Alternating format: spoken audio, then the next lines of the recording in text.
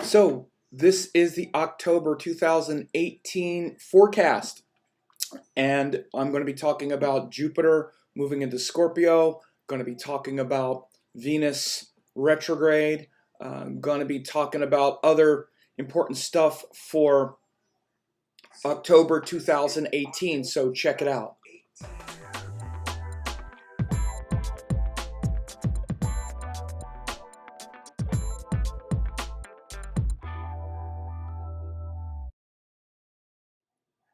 So I have a new format here that I'm gonna hope to make work, and I hope you like it. Where I have some of my, screens set up, and I can do a good presentation for these live broadcasts. And I'm going to be doing this on, based this class on the October forecast. Let me bring up the chart here. I had it I had a second ago. So okay, so we're going to be talking about some important changes in October, and of course, there's a lot of big shifts that are coming up. In particular, Jupiter is going to move into Scorpio, which is going to be really important. Where are we at here? Okay, there's October 1st. So we're going to have Jupiter moving into Scorpio. And also Venus is going to go retrograde. But in addition to that, we also have a couple full moons and new moons that are coming into the mix. And it should be quite quite an important month. You see it starts off with the moon up here in Gemini. And this moon in Gemini at the start of the month is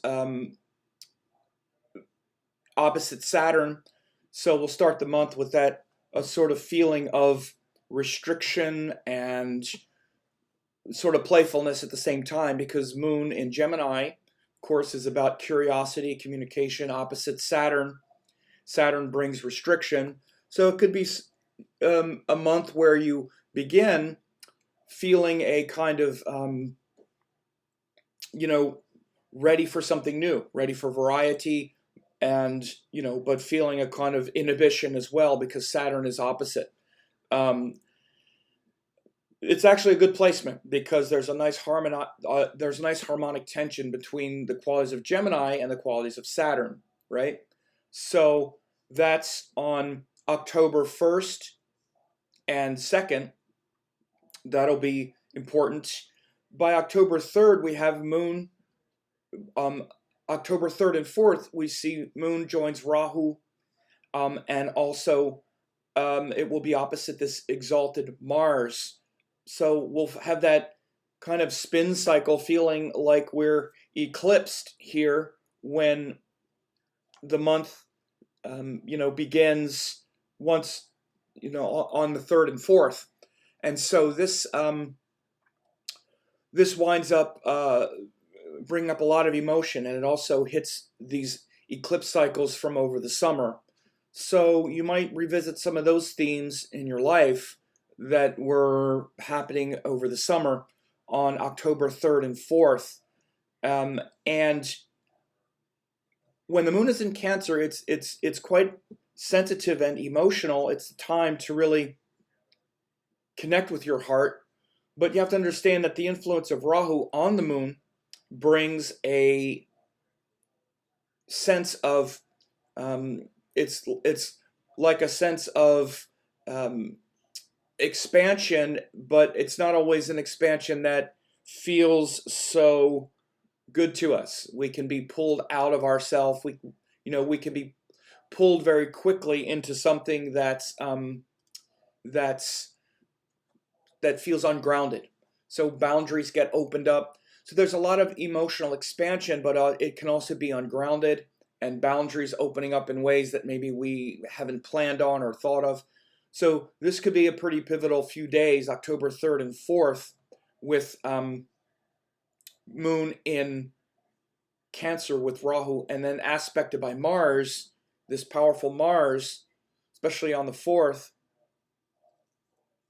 Well, actually, both the 3rd and the 4th shows where there could be some pressure and tension and, potential for conflict. Both of these first days you see these oppositions. Anytime you have an opposition, it's literally like an opposition. It's like a face-off. So this is your, the moon is your mind and awareness that day. Opposite Saturn means Saturn is sitting there looking at you saying, have good boundaries, be serious, make a commitment, So as you see, October 1st, let me go back. Sorry. Yeah, October 1st and 2nd, you have it opposite Saturn. Then 3rd and 4th, you have it joined Rahu, which opens up your boundaries and opens up your emotional state. And then Mars is aspecting. You don't consider K2 aspecting because it's joined Rahu. But Mars aspecting shows where there could be some, feeling like you're being attacked from others on the 3rd and the 4th. So these could be some pretty intense days to start off the month with these big oppositions to Mars and Saturn. Okay, and then as we go through, then the moon goes into Leo for the 5th and the 6th. The moon is hemmed here between Rahu and the sun. So hemming feels like we're in, potentially dangerous territory a little bit. It can feel like that. And so, we have to be aware of that on the 5th and 6th. Now, Rahu before the moon shows that same kind of intensity and uncertainty, is sort of conditioning how you feel and what's happening. And then the sun after shows you might sort of torch things that are in your path if you don't feel comfortable. So hemming acts like this. It's like that we're surrounded by intensity. And, I described hemming quite a lot in my recent weekend course on the Swiss Army knife of astrology, which was really good. But beyond that, the moon in Leo is very fiery and very individual. So these days, the 5th and 6th, there's a lot of individual passion and individuality, perhaps after the 3rd and 4th with the moon in Cancer, moon Rahu in Cancer, which can show some clinginess and dependency. The 5th and 6th shows more individuality, more of a fiery nature. Then we have the moon in Virgo, and in particularly the new moon on October the 8th in Virgo will be in Hasta Nakshatra. Of course, I'll do a whole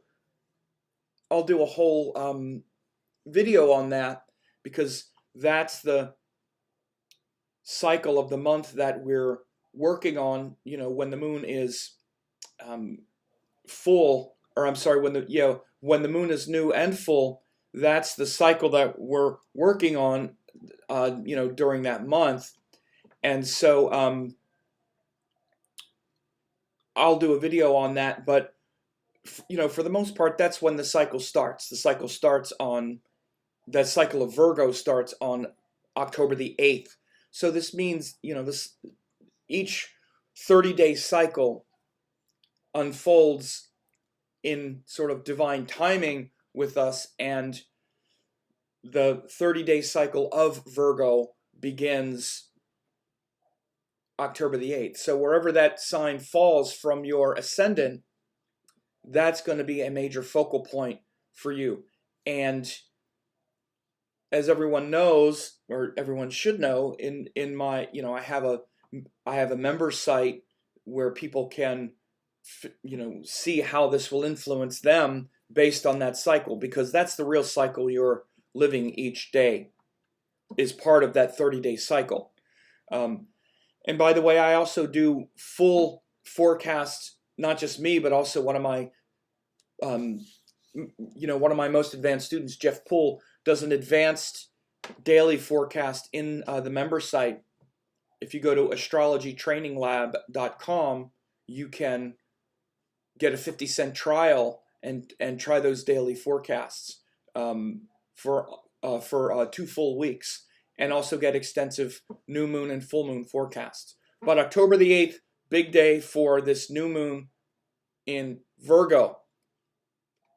30 days of organizing, managing details, focusing on things being precise, accurate, very important, part of life. And that'll be in Hasta Nakshatra. Hasta literally means the hand. And it's the hand that, look at the hands. Look at how detailed they are. That's how we can see those qualities of Virgo in Hasta Nakshatra as well. And again, in Vedic astrology, we use the sidereal zodiac. Nakshatras and Rashis are always aligned. And so that part of Virgo related to literally organizing and taking things and literally picking them up and putting them in the right place in order to manifest is shown by Hasta Nakshatra. And so that'll be important beginning and an important cycle on October the 8th. It begins. But October 7th and 8th, we have the moon in Virgo. Then we have the moon, well, as we see, Venus had turned retrograde. Okay, so Venus turns retrograde on October the 6th. So this is big, right? I'll do a whole thing about Venus retrograde in Libra and this cycle, but this is a huge time because when Venus turns retrograde, it shakes up our relationships. All of our relationships to some extent. Relationships with our friends, with our lovers, with our family, with all the things that we are, trying to manifest with other people. And that's the important thing, because Venus brings us into contact with things we want to manifest with other people. And so that brings us into this relationship where we give this much and we expect others give what feels equal or right to us. And that's what Venus does. Venus is how we negotiate that agreement between two adults. Not an adult and a child, but two grown-ups.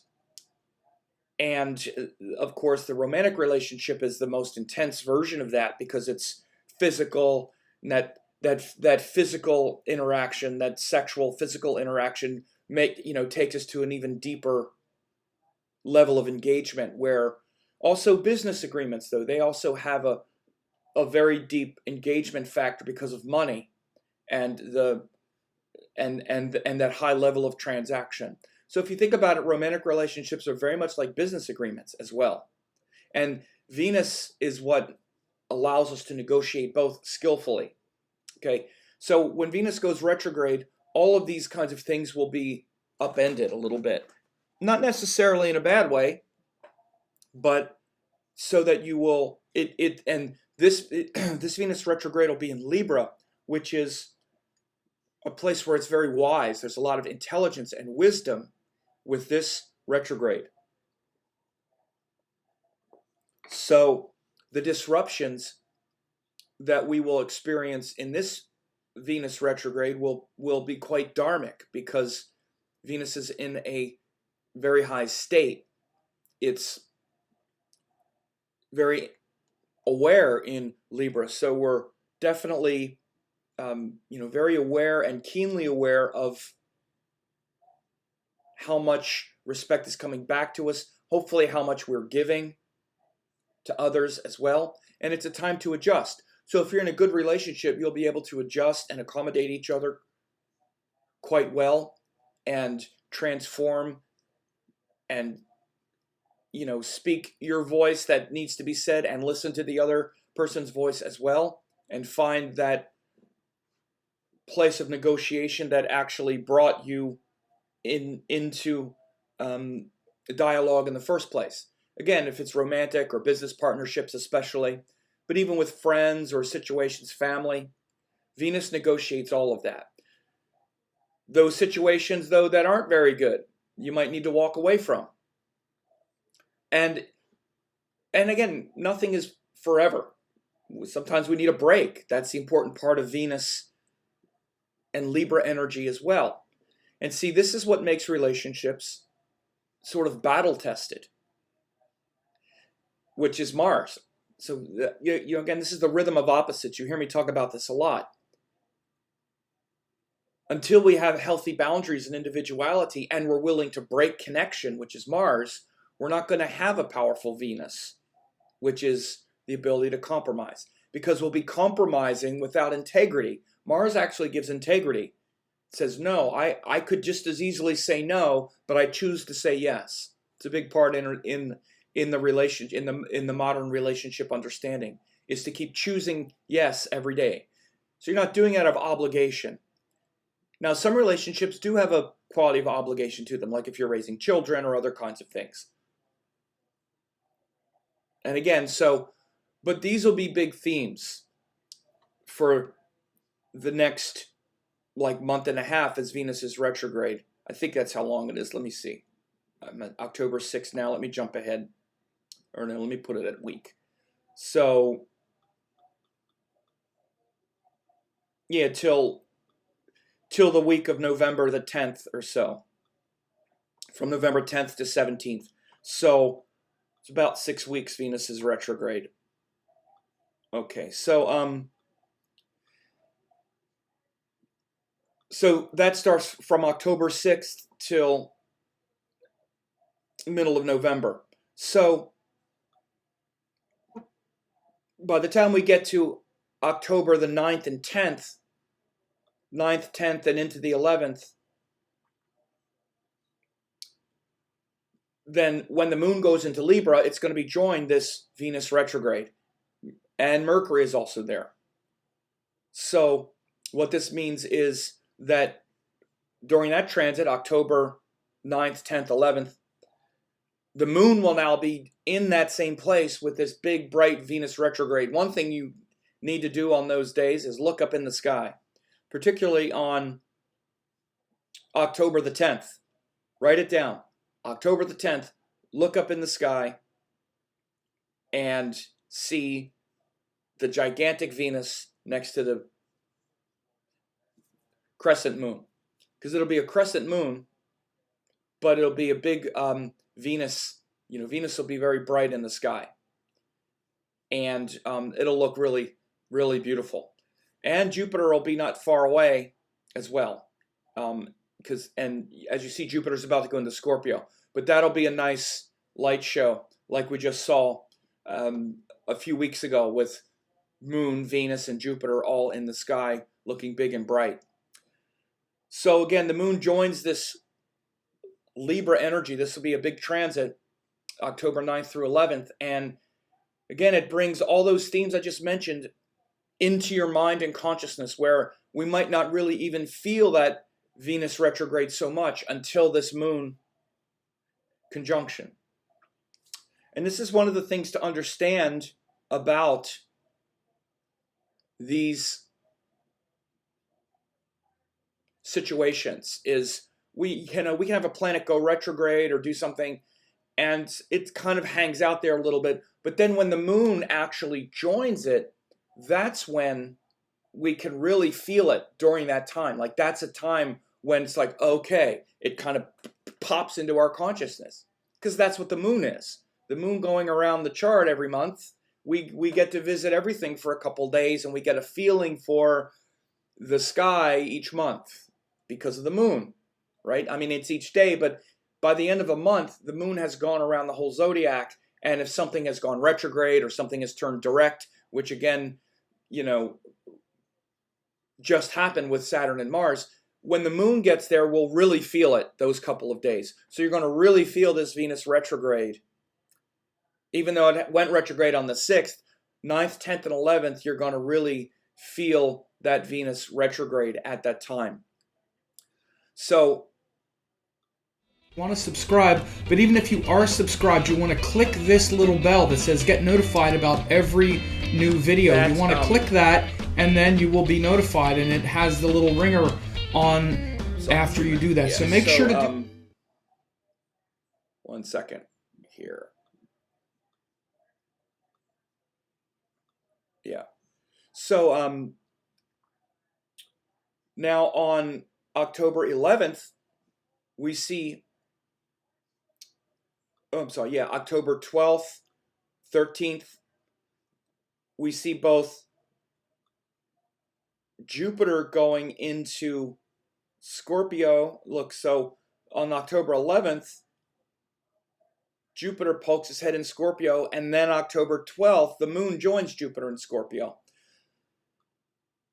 So again, this is a huge shift that we're going to have, and this shift, Jupiter moving from Libra to Scorpio, I'm going to do a whole video about it, but understand it's going to be a big shift where we move from this Libra to Scorpio energy with Jupiter. Now, again, I've talked about this quite a bit. I'll say it again, though, because everybody doesn't listen to my channel, but this really has shown in the last year or so with things like the Me Too women's movement, also the priest sex abuse movement and things like this that we've seen over the last few years, over the last year with Jupiter in Libra. I said it at the time, bringing justice into relationships, interactions, even legal consequences and things like that.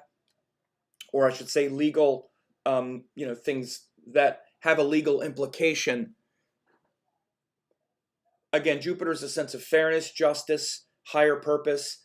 Again, Libra is about romantic interactions, but fair interactions of all sorts. Of course, priests abusing children, not good on a social level. Men abusing women in the workplace, not good. So this is why we saw these issues come to prominence. I use these two as an example. We had the Indian courts outlawed anti-gay laws not too long ago. I think it was in Delhi. They passed a law saying that homosexuality is not illegal anymore. I think it was LGBT rights.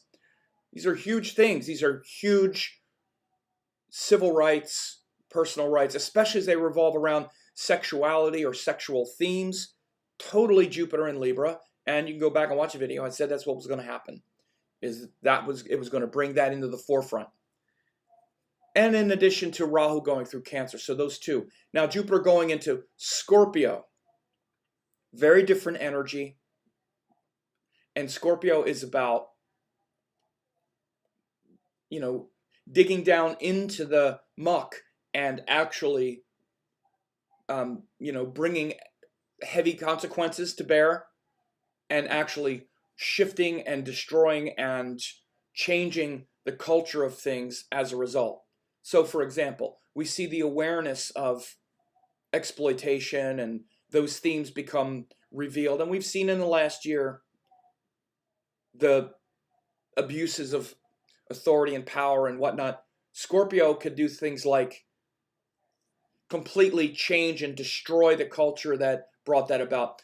Let's look at something political, for example. Like, for instance, we have elections in the US. And yes, I'm predicting right now that Jupiter going into Scorpio is going to show a decimation of the culture, especially at the ballot box, that has supported things that are misogynist, racist. By the way, including in the Jupiter in Libra transit also included the horror of seeing like children in cages, like in the US. The United States has gone off the cliff as it relates to human rights and immigration rights and all of these things. So we see it and it's abhorrent to us with Jupiter in Libra. And then Scorpio is where the hammer comes down. That's what Scorpio is about. It's ruled by Mars. It's about destroying the darkness, transforming the darkness into something inspiring. Jupiter is the inspired purpose, and Scorpio is transforming that darkness. So again, sometimes the darkness consumes us, like it did for a couple years when Saturn was going through Scorpio, and that whole run-up even to like the elections of a couple years ago and all that stuff. Well, Jupiter going through Scorpio has a corrective quality to it. So that's a long-term thing to look out for the world. Again, I'm not just talking about U.S. politics or anything. This is why I recently made the prediction about Pope Francis and the sex abuse. I have a feeling there's going to be major action that comes about. when that happens. He could be a sacrificial lamb in that regard, and I don't call him a sacrificial lamb, but you could see some major consequences come when Jupiter goes into Scorpio. All of those things that were revealed when Jupiter went through Libra become changed, transformed, and destroyed.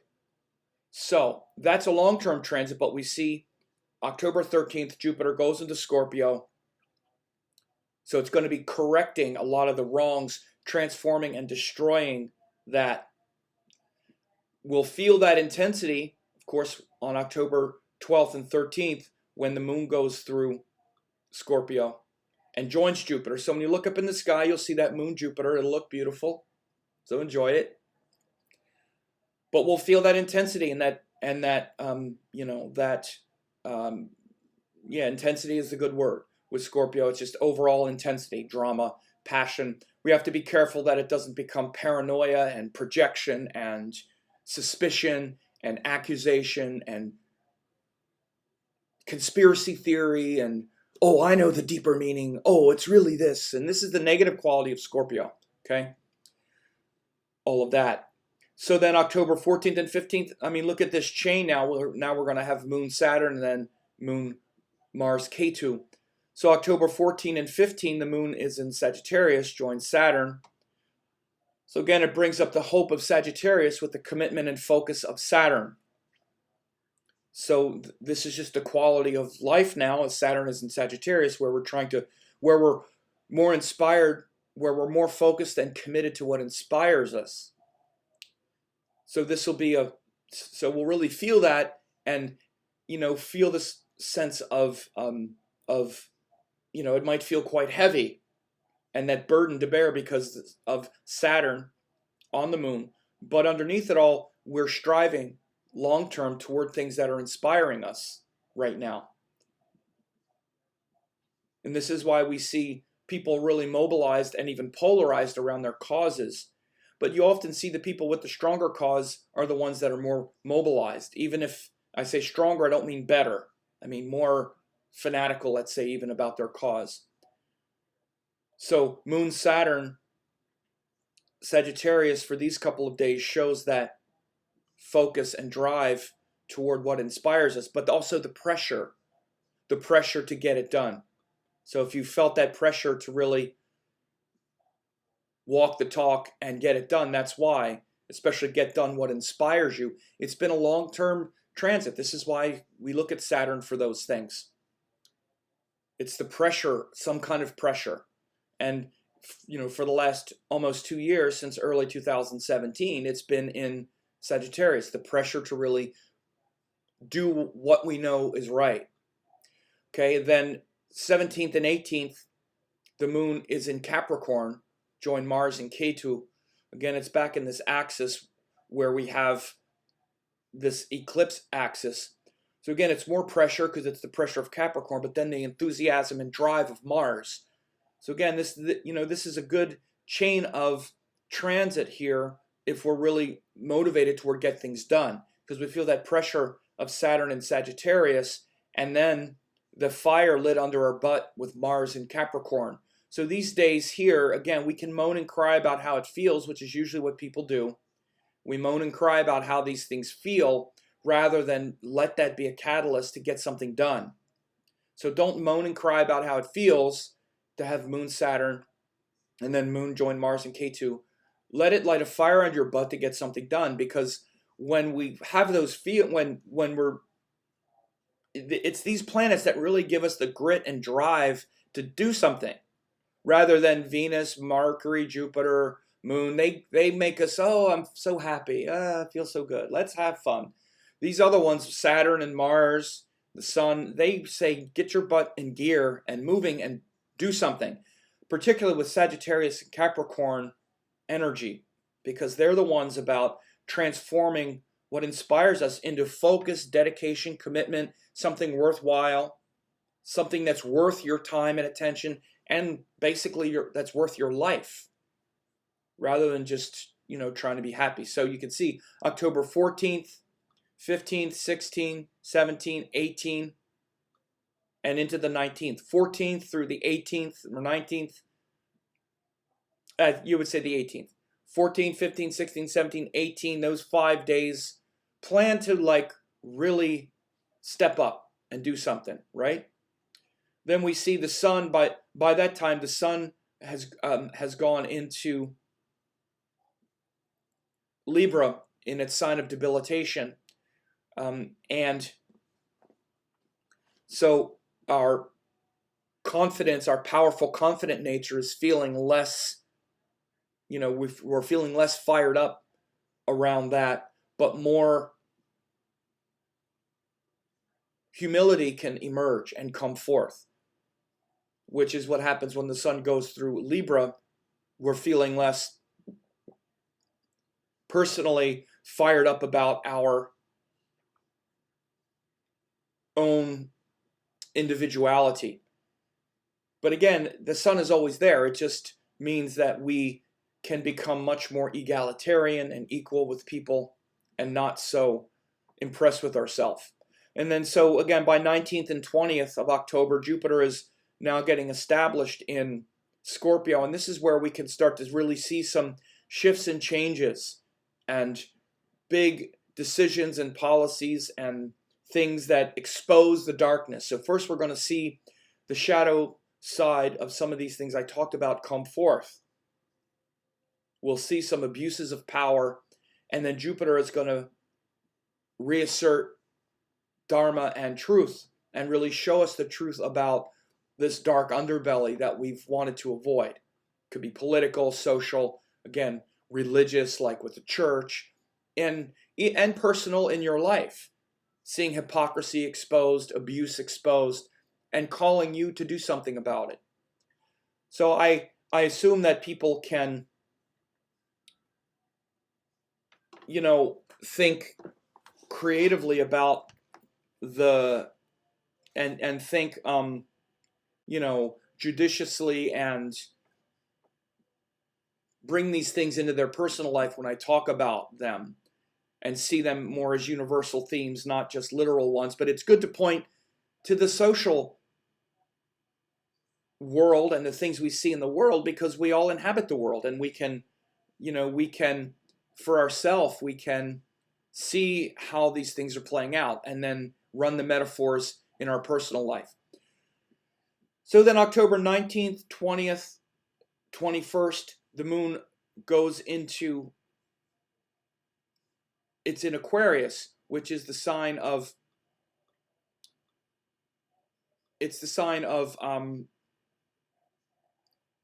larger cultural themes, and that thing that comes after Capricorn, and the focus and determination to manage our own boundaries and commitments. After we manage that and handle our internal fears, then we want to share it with the world, which is Aquarius. So those days will feel liberating as well, because as you see, the moon is now broken out of this chain of being debilitated, join Saturn, join Mars and Ketu. This is like a week of stress.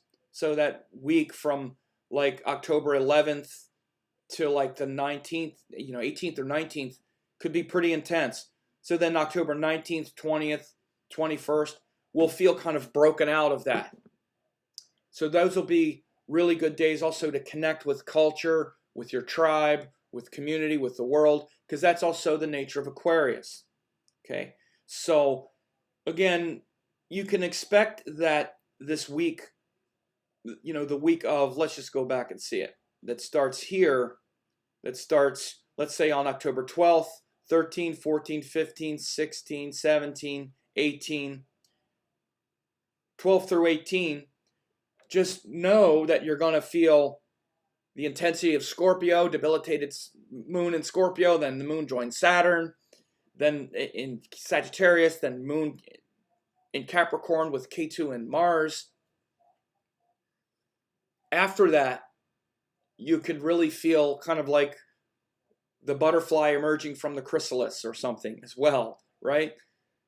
So again, those days are good for hard work and effort, but they're also just good for, as they say, hunkering down and doing a lot of spiritual practice, staying within yourself, not getting frustrated, triggered, paranoid, or just defeated, despondent, sitting on the TV, not sitting on the couch watching TV. You can see I don't sit on the couch and watch TV a lot, but sitting on the TV, it's like when George Bush, the president, said, "We need to put food on our family." You could tell he never had. You could tell he never had to worry about saying the phrase "put food on your table" because he always had food on his table. So sitting on the TV, you can tell I don't sit on the couch and watch TV. But whatever it is. So it's easy to get despondent during that week. October 19th, you'll feel sort of busted out, broken out, and ready to serve your tribe, connect with higher purpose of Aquarius. And we have a Saturn aspect as well, really helping to give that focus and determination. And again, so many things I'm not talking about here, like with the nakshatras and those kinds of things. Those qualities of like the nakshatras and the tithis and the lunar days and whatnot really are how we experience these things every day. And I'm just putting a note here that you can get this, you can get these, you can get a daily forecast. If you haven't tried it, 2 weeks for 14 days and see how this works.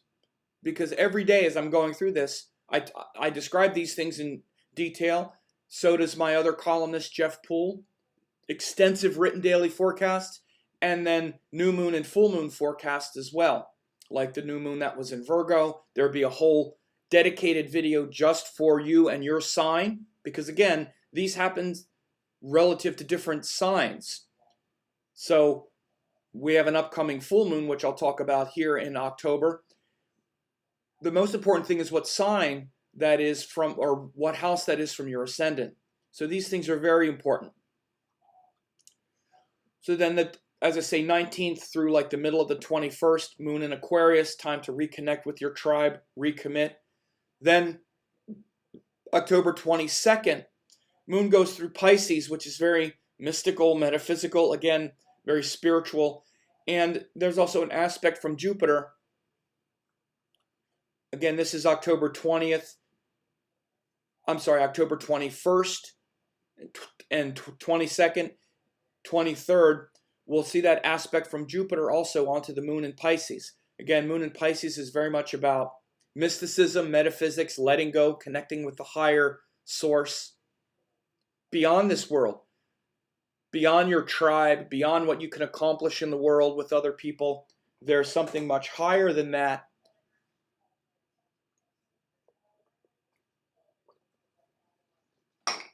Something not of this world. And that's the nature of Pisces. And oops, I did it again. Sorry, I gotta go back now. This software has this function. Okay. Now, when we look at October 24th, moon goes into Aries, and we have the new moon in the early morning of the 24th. I'm sorry, the full moon in Aries on the full moon of the 24th.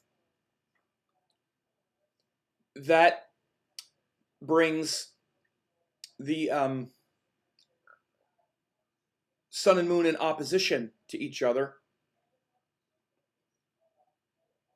When we have the opposition, when we have the full moon, then the sun is on one side of the earth and the moon is on the other side. So as the moon is rising that night, the sun is setting, and we feel that sort of balancing equilibrium on the full moon, and we're in the middle, right? And so this full moon happens with the sun in Libra and the moon in Aries. So a lot of contrast here with the sun at its weakest and the moon being very bright and fiery. So again, this is a time where we'll feel very full of our masculine, fiery emotions on that full moon. and again are fiery masculine emotions, but emotions are inherently feminine. And then the masculine integrity of the sun is in Libra, which is uncertain and in question. So this is always a tricky full moon because you have both planets really kind of in a difficult, sort of even almost detrimental place. Full moon in Leo is another one. When you get the full moon in the fiery signs, especially Libra and Leo, I would say, it's a lot of opposites going on because moon is inherently feeling and receptivity, and Aries is extremely action oriented. It's all about action, and the moon is about feeling. And again, when you have the full moon in Aries, it means the sun is in Libra, which is inherently about yielding to another. It's not even really about sensitivity, it's about self-negation. It's why the moon is debilitated in Libra. I'm sorry, it's why the sun is debilitated in Libra. Because the sun is where we inherently want to trust our individuality. Moon is where, I'm sorry, Libra is where that individuality is negated. So this full moon is a tricky one.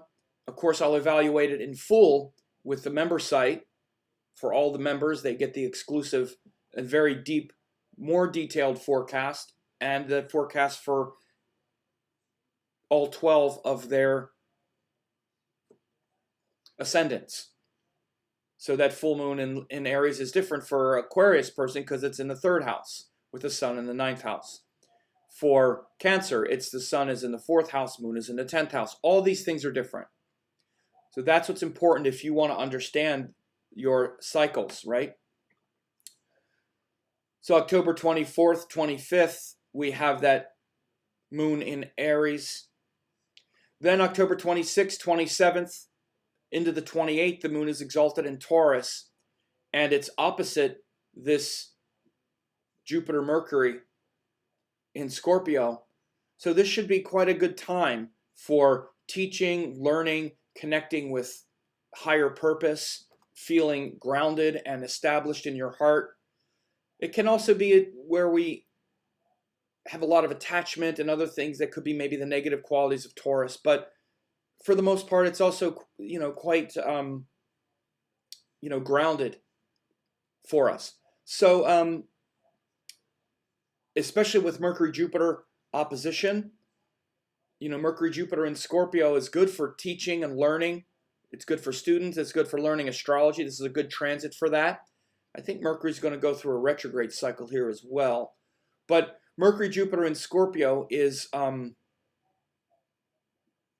really powerful for, even things like writing and excavating deeper mysteries and communicating, not just communicating externally, but communicating internally. Mercury in the feminine signs can be very good for writing and synthesizing things internally, internalizing the details and synthesizing them, especially in Scorpio and in the water signs, synthesizing our feelings emotionally. Let me just look and see if Mercury's going to go retrograde here. Okay, yeah, it does go retrograde in Scorpio. I thought so, but that wouldn't be until November. But the point is that Mercury slows down. Mercury's getting really slow here. So it's starting to slow down. You can see once it gets to be about a sign away, well, it's not a sign yet. But yeah, so it starts to slow down. So Mercury will get quite powerful here, and you see it's very close to Jupiter in Scorpio at the end of the month, October 27th, right? So this time, the end of October is good for these things, for writing, for finishing those kinds of projects. And we'll feel that on October 26th, 27th, into the 28th, with the exalted moon in Taurus, where your mind is stable and settled. Of course, one of the best things is meditation, spiritual practice, those kinds of things as well. So in addition, on these days, we have Mars is highly exalted now. So these are especially good days for spiritual practice and meditation, especially the 26th and 27th. Because you see Mars is very close to its highest exaltation there as well. It's getting very close, and the moon is exalted or in its exalted sign. Okay, 27th, 28th. And then we finish the month again. Now we're October 27th, October 28th. You can see it takes the moon 27 and a quarter, almost 28 days to go around the Earth, right? Because here we are now, October 28th, about 27 days after it started in Gemini, right? So it takes the moon about 27, 28 days to go around the Earth, and the 30-day lunation cycle, which is new moon to new moon. They're different increments of time, just for your information. But we just saw 27 days later, we're back at Gemini. Okay? So again, now we start those similar themes from the beginning, but now you see a couple things have changed since the last time the moon was here. Last time the moon was here, we had Sun in Virgo. Remember, like if we go back 4 weeks, this is where we started. No, it was like right here. This is where it was when we started the month. This is October 1st. And we got Sun. I thought Mercury was there, but I thought, see, Mercury in a month has gone all the way from the end of Virgo into Scorpio. So these kinds of things are really important. Jupiter has now moved into Scorpio. So we're starting this new moon, or this new cycle of the moon going around the Earth, but now the Sun has moved here, Mercury has moved into Scorpio, and Jupiter's moved into Scorpio. So we have the same moon. Well, so now we'll go all around again. We'll revisit the month. Here's where we've been. Sun has moved from there to there. Mercury has moved from there to there. Jupiter's moved from there to there. So we have the same moon-Saturn opposition that started the month on October 28th and 29th, but now the ruler of the moon, which is Mercury, because the moon's in Gemini, Mercury is not in Virgo now, where it was more practical and more self-contained. Now Mercury is in Scorpio, and it's with Jupiter. So this moon going through Gemini now is going to be very different. It's just going to feel different because the ruler is in a different place. Now the ruler is in Scorpio with Mercury. I'm sorry, with Jupiter. So it means now it's much more of an emotional, kind of creative, expansive, perhaps suspicious, like, again, if you have negative Scorpio energy, this is a time with Mercury in Scorpio and then Mercury going retrograde and with Jupiter to where all those conspiracy theories can just blow up. And we can believe it hook, line, and sinker. This is why I say we've got to be careful with those things. Also with Jupiter going through Scorpio. We could have the emergence of those things, but hopefully we'll also get down to the bottom of them and there'll be some justice coming forth. But it's a very different world since the last time the moon went through Gemini, because the ruler has changed and all these things are here. All these other things have also changed. So again, the end of the month, moon in Gemini again, but now with this backdrop.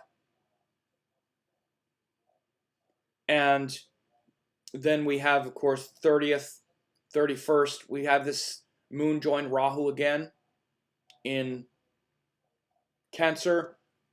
So the emotions get blown up and exposed. But this time, we have a Jupiter aspect, though. Now Jupiter. Remember last time we didn't have Jupiter aspecting it, and I never said anything about Jupiter aspect. Well, now, this moon going through Cancer with Rahu is aspected by Jupiter. So now, even Rahu is aspected by Jupiter. So again, when Jupiter moves into a sign, he throws these trinal aspects.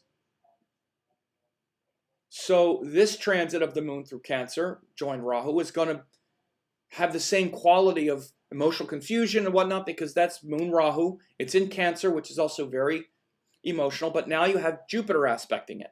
So that confusion and whatnot can lead to deeper mystical, metaphysical awareness, particularly all the power that Jupiter is bringing, which again is to excavate all of that dark conspiracy energy and align it with good teaching and wisdom. So with the wisdom that you have, so it's like, come on, use your head. Think more clearly. Use your higher wisdom. Does that really make sense? And all the dark conspiracy ideas or all the dark emotional imagined fears compel us to greater wisdom, devotion, sense of purpose with Jupiter and Scorpio. So all of that is brought to bear and is looking at the moon as it goes through Cancer at the end of the month. So you can see how as we go through the month, situations change, even though cycles seem to come back again. So again, this is also why when people say, I have moon in Gemini, what does that mean? I don't know. I have to look at the whole chart. You know, I can't just look at one thing. No one knows just looking at one thing. We have to look at the whole chart. If it's someone's natal chart or if it's transits or whatever, you got to get in there and look at the whole. You have to, you know, these things take time. You have to examine. So that's the month of October. And I had a couple other little things to show, but some of my presentation didn't work, but it's okay. So anyway, I hope this was helpful for you. And you can, you know, join the Astrology Training Lab, like I said, and for only 50 cents, you can get these forecasts like every day for yourself, and they're much more detailed, where you actually see, one second, where you see these things playing out. Let's put the link in there. In great detail every day, where I do a forecast that has the nakshatra, the tithi or the lunar day, which I didn't even explain, and other things. So anyway, I hope this was helpful. Share it with people as well. Literally, you know, go share it with people on your Facebook and your emails and whatever, people that you think this will benefit, because that's also what allows this good teaching to get out there and allow people to stay in harmony with the cosmic cycles.